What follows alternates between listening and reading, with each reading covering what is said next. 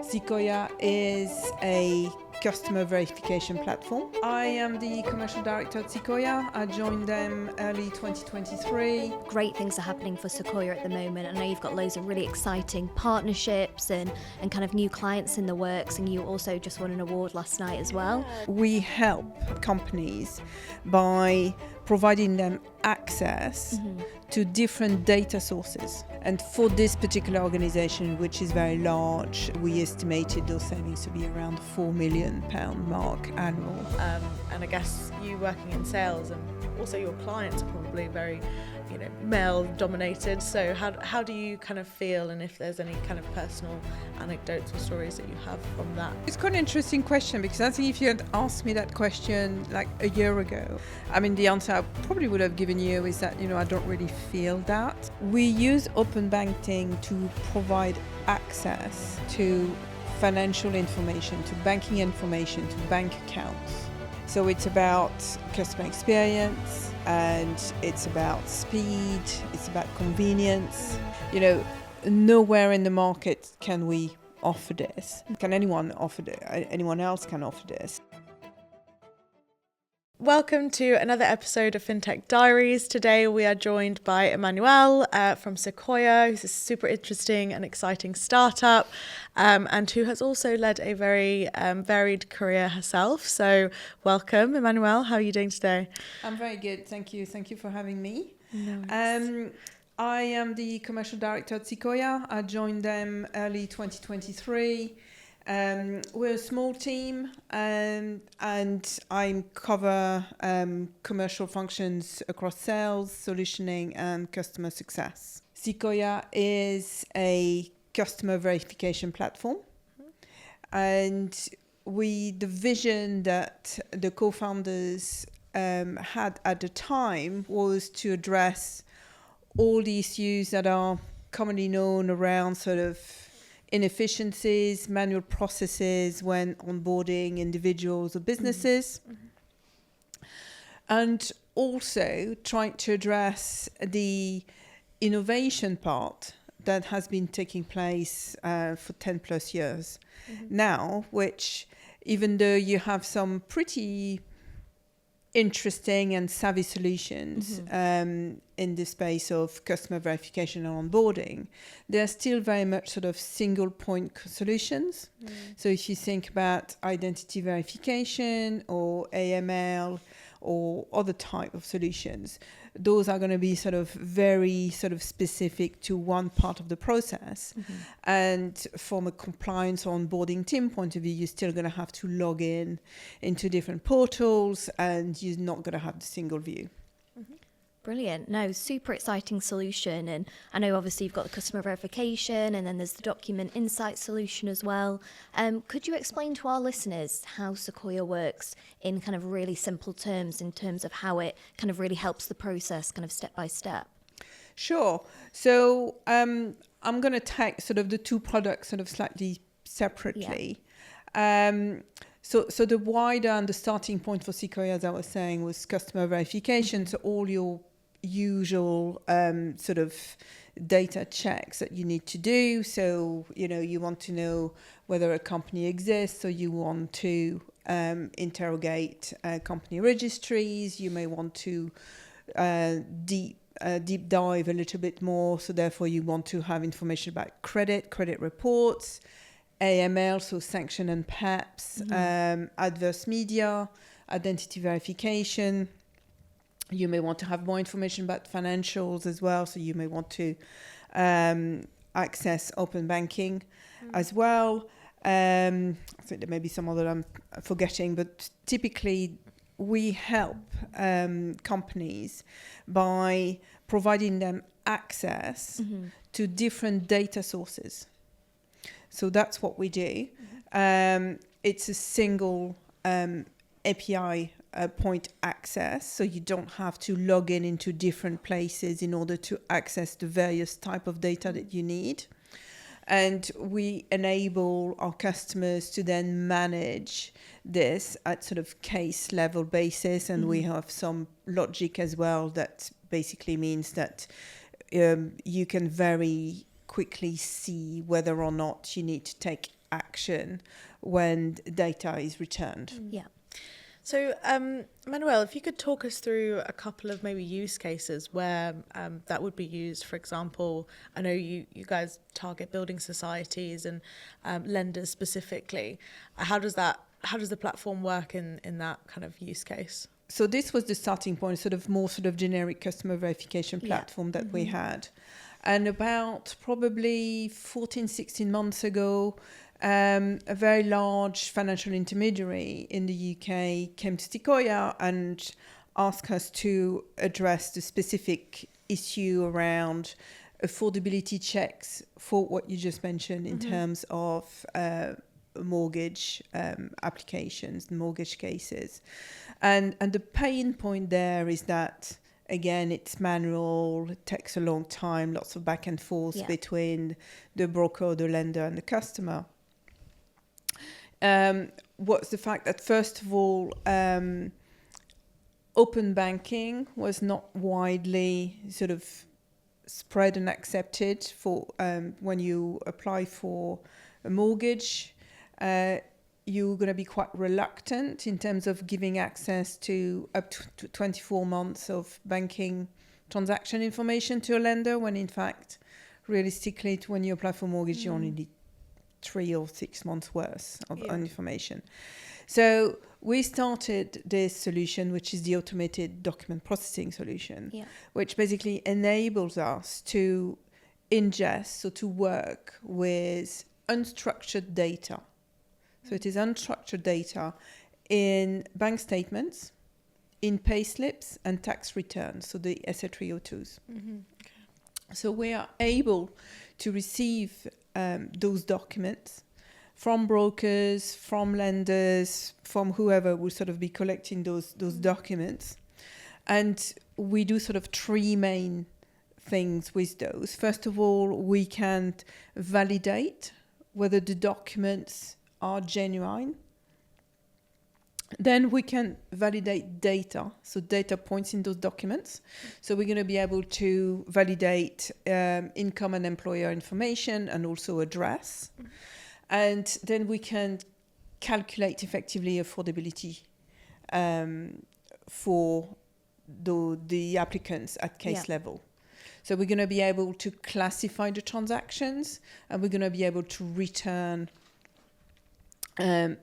data that actually show income, incomings, outgoings, and we can also flag particular type of transaction that may be of interest, such as, does the person or the person sort of maybe do they have sort of gamble transactions, do they have loans, or are they already spending on insurance products, so that we can also provide that as a means to sort of cross-sell additional products.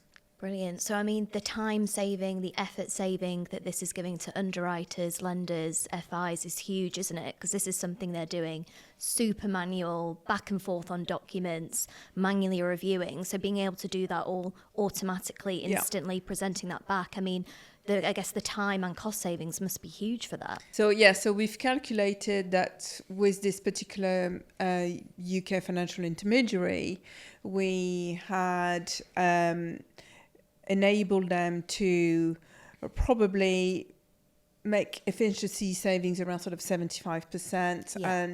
And for this particular organization, which is very large, we estimated those savings to be around £4 million mark annual. Wow, so it's something that seems like such a kind of small part of the process, but then the impact and the benefit it has is massive. Yes. Yeah, and then they can actually spend the time on the value add work and really assessing affordability and things like that, rather than almost like the manual tasks they're doing around it. Yeah, and also the interesting thing with this product is that obviously we iterated it quite a lot over the past sort of few months. Yeah. And the fact that we have those 3 separate endpoints, so those 3 separate sort of ways of using the solution, you can use the solution with the 3 ways that I've described, but also for different type of use cases. So, for example, it could be unsecured loans, or it could be tenant referencing. You may want to just sort of use part of the solution. And that's also something that we enable. And I imagine sort of the current state of a lot of your clients and the way that they would be doing it without Sikoia's platform would be, like you were saying, very heavily manual. What's the, sort of the problem statement that your clients kind of looking at the moment with the way that they're currently doing things, and how Sikoia really solves that problem? So at the moment, we have customers that range around sort of brokers or origination platforms or building societies or sort of lenders themselves. Very much the problems that they want solving is, starting with everything is manual all over the place, it takes a long time, it's quite complex, you sort of rekey things multiple times. To others who have started to look at automation and efficiencies, but they have a solution that only sort of solves one side of the problem. So, for example, there are other services out there that would be kind of similar to ours, but not quite. So you could do what I've just described, but you can only do it with open banking, for example. So that's a massive limitation, especially in the mortgage space. So the ability that we're giving them by being able to sort of pick and choose almost and work across open banking, bank statements, pay slips, and SA302s is a massive advantage for them. And also the ease of integration as well. So really bringing it all together in one central view and location and ability to actually access all the data that they need in one place, which would probably say that that's a massive a win if you could do that. Okay, interesting. Definitely. And I think it's interesting as well, and really good that you know your kind of market really well, in terms of, obviously it'd be brilliant to be able to use open banking in every single case, but not every single institution is ready for that yet. Yet you can still help them right now as Sikoia, because you can be flexible with what you can offer. But then obviously those kind of organisations that are potentially a bit more mature, starting to kind of be able to integrate and use open banking, you can bring that in. And I'm keen to just kind of touch on open banking, open finance a bit more. Could you explain as well to kind of our audience how Sikoia utilises kind of open banking, and kind of breaking that down into simple terms, because sometimes, we throw around words like open banking, open finance, open data, but actually what's actually happening there, and what's it actually doing? So open banking for us is one service amongst many others that we offer. We are regulated by the FCA as an ISP as well. We use open banking to provide access to financial information, to banking information, to bank accounts. So when you want to onboard a customer and you want to carry out a number of verification checks, being able to access bank account information, so transactions effectively, can be useful depending on the risk-based approach that you have, the risk-based policy that you have in place. So that's what we do. We enable our customers to carry out financial checks via open banking with our platform. Just to pick up the point on open banking as well, I think it's not just about being ready to use open banking in the mortgage space. It's whether open banking in this use case of a mortgage, is it actually relevant? Does it make sense? And I think if you speak to the industry currently, probably people would say that it's not. So that's why you need to find other ways to provide that access. And we've spoken a little bit about the kind of the pain points that your customers are experiencing, and when I say customers, clients, intermediaries, as you mentioned, financial institutions. If you think about it from the other perspective, from a customer's perspective, how does it really benefit the customer as well, having that platform that can internally alleviate those pain points, but also has that knock-on effect? So for the customer, for the end user, I mean, the idea is that it's going to improve the journey, right? So less sort of touch points, everything can also go faster. So if you think about identity verification, you don't have to sort of, I don't know, take a picture of your passport and email it over and then have someone manually reviewing it.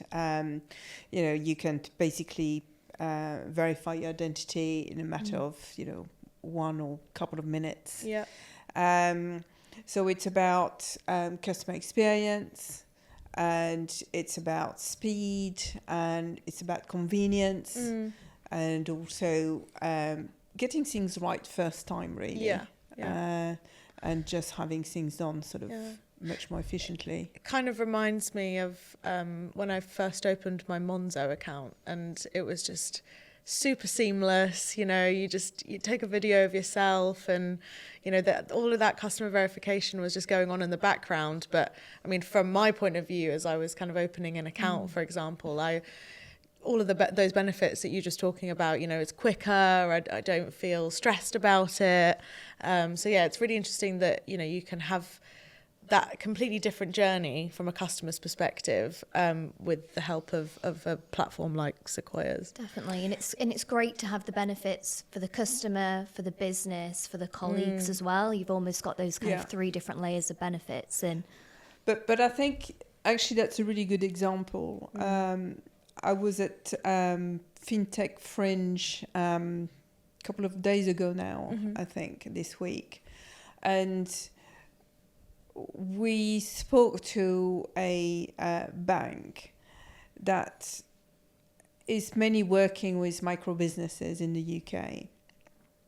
So the entry point and the due diligence that is carried out initially to open the account is quite light because those are macro businesses, they are startups, they're not necessarily in revenue, so they don't have a lot of needs in terms of in terms of spend or sort of limits. The issue they have, so their pledge is to open an account in 10 minutes, which they do. The issue is then when you're moving up the ladder, suddenly you want to start receiving more funds, you want to increase your spend limit. Yeah. Then you move into enhanced due diligence, and that's where it starts to all fall apart.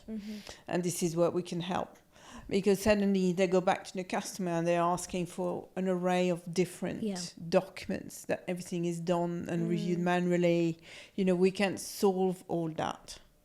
And, they may need to do additional checks for identity. So that's where we can also come in. Oh, brilliant. And I mean, we were just discussing it before we kind of started recording, but great things are happening for Sikoia at the moment. I know you've got loads of really exciting partnerships and kind of new clients in the works, and you also just won an award last night as well. Congratulations on that. But could you kind of share a bit more on kind of what is next for Sikoia? I know it's a big year for all of you there. What are kind of some of the kind of key goals or vision or things to get excited about? I think for us what's next is very much to really deepen the offering that we have in automated document processing. This is where we see that we can make the most impact. And this is where we see the biggest and the strongest response, especially from larger institutions. Us being a startup, we've been in the market for 3.5 years or whereabout. It's going to be much more difficult for us to sign a larger bank just on sort of the wider sort of customer verification side of things, rather than going to them with something that no one else does. And really truly know and believe this. No one else is able to do what we do. Soon we are going to be able to add credit card statements, for example, to the type of documents that we can ingest. We're going to be able to add, P60s and other type of documents. Nowhere in the market can we offer this. Can anyone offer this? Anyone else can offer this. So that's definitely something that we want to sort of move more into, and also be able to surface more data points as well to the customers, to the lenders, to the brokers, to the different platforms using us. because at the moment we can validate income, employer, and soon we'll be able to validate address. But there are many different other data points that can be validated. Yeah. And this actually offers a huge amount of value as well to our customers. Because I guess the more data you can provide to a lender, for example, and they're able to make that kind of decision based on the affordability for a loan, for example, then that kind of makes it more inclusive for the end customers as well, right? Because you're able to be able to afford more and get that help that you need for a loan, for example. I think that's a really exciting way to kind of go, and really excited to see sort of what's coming next for Sikoia on that. Definitely. And I think as well, that's what's exciting, I imagine, is being part of a fintech and a startup. Things do move on so quickly, and you're able to kind of work in a really agile way where you don't have to wait that long to be adding these new things to the solution and continuously enhance it. So it must be exciting to kind of see things like that move at pace and continuously kind of improving it. Yeah, no, that's super exciting. Sometimes it's moving so quickly. Fast that you sort of lose a bit of it. Slow down a little bit. Slow down and sort of regroup a bit to make sure everybody knows where we're going. But it's super exciting. Yeah, I mean, be really keen to kind of dive into what it's like to really be working with a fintech that is, scaling, growing quickly, and your role as within commercial sales, and how you have sort of found that kind of scaling and growth, and also being able to kind of sell all of the things that you're doing as well, and all these different products that you're talking about. So how do you find that? So, the point I was making at the beginning, that, we're a small team and therefore, you can sort of wear different hats effectively. I think that to me that's really critical and super important. That's also, I think, where I thrive the best. Being able to sell means that you need to be able to understand, the pain points that your product is trying to solve, and also understanding not just the pain points that an opportunity may have, but also their limitations, whether it's technology, whether it's type of product, or, maybe geography, whatever it may be. So that's really the super interesting and very useful, doing the solutioning. And then once you have your customers, how do they use your products, so you can then sort of look that back into the sales cycle. Yeah, so you're kind of really getting into like the nitty gritty of like what your platform's doing and how it's alleviating pain points, which is okay. That's really, really interesting. Yeah. I mean, just as an anecdotal an anecdote, I was speaking to an opportunity last week about our automated document processing, and they loved everything. They really wanted it, but the major sort of block effectively is that they were working with systems that were so antiquated that they didn't support API integration. So I mean, you come across lots of different sort of example and use cases as you have different conversations. I think it's a really exciting role, and like I say, being able to get involved in those many different kind of aspects of the company, really exciting, and must just give you that such clear understanding, which is why you're able to talk about it in such a kind of clear way. I think, you're obviously commercial director at Sikoia now. You've had some other really exciting, quite high-profile roles in your career. I think we'd be really interested in learning your career journey a bit more. Could you kind of talk us through kind of where you started, some of those kind of first jobs that you had, the skills that you learnt there, and just a bit on your journey to kind of where you are now? Yeah, so I don't think I sort of set myself with a particular sort of path. I graduated in law, and I don't think I was particularly interested in practicing as a lawyer. And then I sort of moved to the UK, basically. So when you sort of moved into a new country, you sort of, have to adapt in many different ways. So I started my career really in the public sector and the sort of NGO, working on sort of policy, different sort of research projects. And then I sort of move into sort of more economic and business policy type of areas. And that sort of led me on to, well, naturally for me, into the private sector.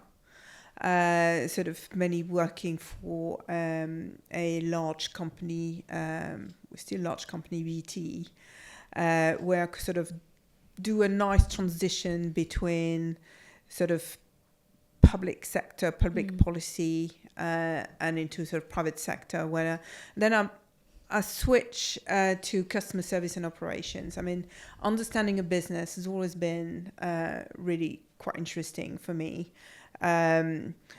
Just understanding all the pieces that we're discussing, you know, what happens when you sell something, or, you know, if you sell everything bespoke, you know, then you're going to basically mess up all your service delivery and operations, because you just have to sell a product that sort of exists and doesn't need to be iterated all the time. So that's the journey that I did and that I followed. And then I moved into more sort of fintech startup, which was quite an eye-opener for me, because I very much started with sort of more sort of big dinosaur type of sort of heavy sort of organizations. I don't think I was necessarily sort of, I didn't necessarily know what I was going to find, but yes, you know, the point about being fast and being sort of agile is very much something that appealed to me. Yeah. And I guess, you know, I don't think we see many females in sales roles and commercial roles. And kind of you having built all of that varied industry experience, how do you think that sort of played into the role that you have now? And also, yeah, just in terms of how we really can, you know, promote that more for women, to kind of be able to get into not just fintech but also into sales. I think it's not as common for some reason. Yeah, I mean, I don't know. I mean, I've been thinking about this bit before coming here today. I think it's really depends on the industry that you're in, and also then the sort of subsectors. I mean, even within fintech, you're going to have a different sort of representation ratio on the roles. I don't know why that is. I think it's a sort of quite difficult question to answer. But yes, I think perhaps it's always, you know, trying to sort of, I'm not sure how to answer this one. Do you think maybe like working in the public sector has also, you know, perhaps like given you that level of like confidence that I guess you need in the sales roles, or maybe was it more working in the telecom industry? Was it like a specific place that you think you kind of gained the most skills, I guess is the question. But if you can't kind of pinpoint. I mean, so I think the confidence of moving into sales certainly for me came from probably my time at BT. Yeah, okay. Where I was able to, because the sort of structure was very much line of business, so you have the sort of full end-to-end view in terms of, you know, product, sales, operations, delivery, etc. So it's understanding the business, you know, understanding what happens next, or what happens before the specific role that you have. If you're able to understand that, then, I mean, to me, certainly that's how I see and how I sort of do my role in sales, you know, being able to understand the full picture. Yeah, definitely. Is that one big piece of advice you give to people kind of starting out their careers? I think a lot of people who do listen to this podcast are entrepreneurs or people kind of early in their career journey. Knowing what you know now in your kind of very senior position, kind of what piece of advice do you wish you'd had kind of in those earlier days? I think it's definitely not sort of going into a pigeonhole too early or at all. Yeah. And that would be my advice. But I mean, then it's sort of down to, you know, what people's sort of preferences are. But, you know, give yourself time to actually perhaps stay flat in your career, but sort of move across different roles and different and different parts of an organization. I think this is the best way to learn and then to be able to grow much faster. I really like that. I think sometimes people just get so obsessed with climbing the ladder as quickly as possible, and that might be great, but then you might get there quickly and be like, was this the exact area I wanted to be in? Giving yourself that time and breathing space to, like you say, learn as much as possible, so you really know where you want to end up. I think that's really, really good advice. Knowledge is key. Indeed. Something else I wanted to touch on, kind of following on from one of Panisa's questions, was, you know, you are in a really exciting role, but one that is very fast paced. You know, you're at conferences all the time, you're out meeting clients on various kind of different sales conversations, and you're also a parent. In terms of work-life balance, how you juggle things, again, have you kind of managed to master that yet, or again, have any advice around kind of how to balance the two? I don't think I've mastered it, but I think being sort of well organized, I think it's quite key. I think being able to work from home and to have sort of hybrid sort of work structure is absolutely key. In a sense, you know, it's probably one of the massive positive of the lockdown, right? People realizing that one can work whether from home or the office, and I've worked with many businesses before as well where there was a hybrid or fully remote sort of culture as well. So I think that's definitely key. Yeah, flexibility for sure, and I think probably COVID helped a bit to drive that forward a lot more. And I guess just lastly, our theme for this season is all about women in fintech, and we've interviewed some amazing leaders and influencers like yourself, and we do kind of want to ask them if they have any kind of personal anecdotes or stories or anything that really touches them around kind of being a female in this industry and how that feels, because it is very much a male dominated industry. And I guess you working in sales and also your clients are probably very, male dominated. So how do you kind of feel, and if there's any kind of personal anecdotes or stories that you have from that experience would be great to hear. Well, it's quite an interesting question, because I think if you had asked me that question like a year ago, I probably would have given you much different answer. I mean, the answer I probably would have given you is that, you know, I don't really feel that. And now working with a different target sector, more the sort of the lending mortgage sector, the few events and conferences I've been to recently, there was a massive realization as to who I was. Kind of look really. around and This is different.